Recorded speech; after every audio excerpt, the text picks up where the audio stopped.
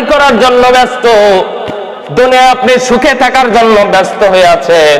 অথচ দুনিয়ায় যদি টাকা পয়সা না থাকে, আপনি যদি প্রতিবন্ধী হয়ে প্যারালাইসিস স্ট্রোক করে বিছানায় পড়ে থাকেন, আপনার দিন চলবে কি চলবে না?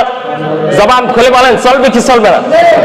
জীবন চলবে, কিন্তু সেই দুনিয়ার পিছনে, দুনিয়ায় ভালো চলার জন্য আপনি সারা দিন টেনশন করেন, পেরেশানি করেন, কামাই রোজগার করেন, কিভাবে চলবেন, কিভাবে খাইবেন, এই টেনশন সব সময় আপনার মস্তিষ্কে ঘুরঘুর করে।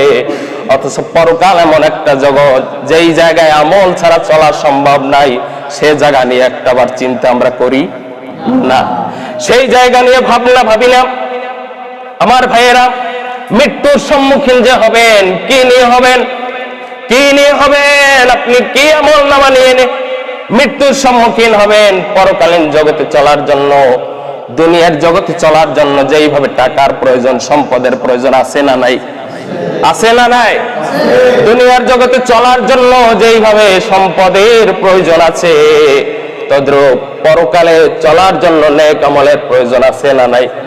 নেক আমলের প্রয়োজন আছে।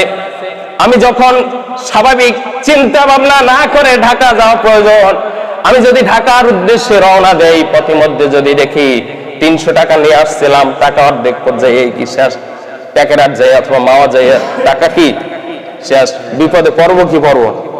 পড়বো কি পড়বো না? বিপদে পড়ে যাব। তখন কি করবেন? কি করবেন? দুনিয়ার এই বিপদ কাটানোর ব্যবস্থা আছে না নাই? না সেখানেই একবারে জীবন কাটাই দেবেন? কাটবে কি কাটবে না? কেটে যাবে।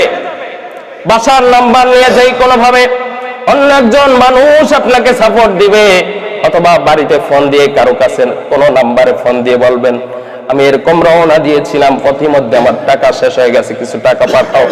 তখন পরিবার থেকে কিছু টাকা পাঠাবে, আপনি বলার সুযোগ পাবেন, টাকা বিকাশে হোক, নগদে পাঠানোর সুযোগ আছে।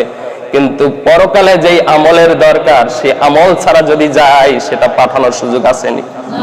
আপনার তো বলারই সুযোগ নাই, আত্মীয়কে জানানোরই সুযোগ নাই, তো তারা কিভাবে পাঠাবে?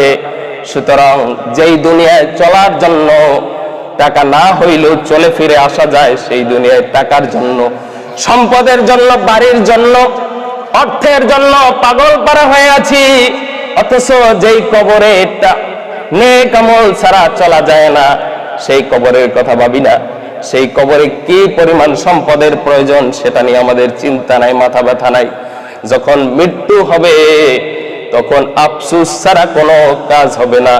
মৃত্যুর পূর্বেই বৎকার নাফরমানের আফসোস শুরু হয়ে যাবে।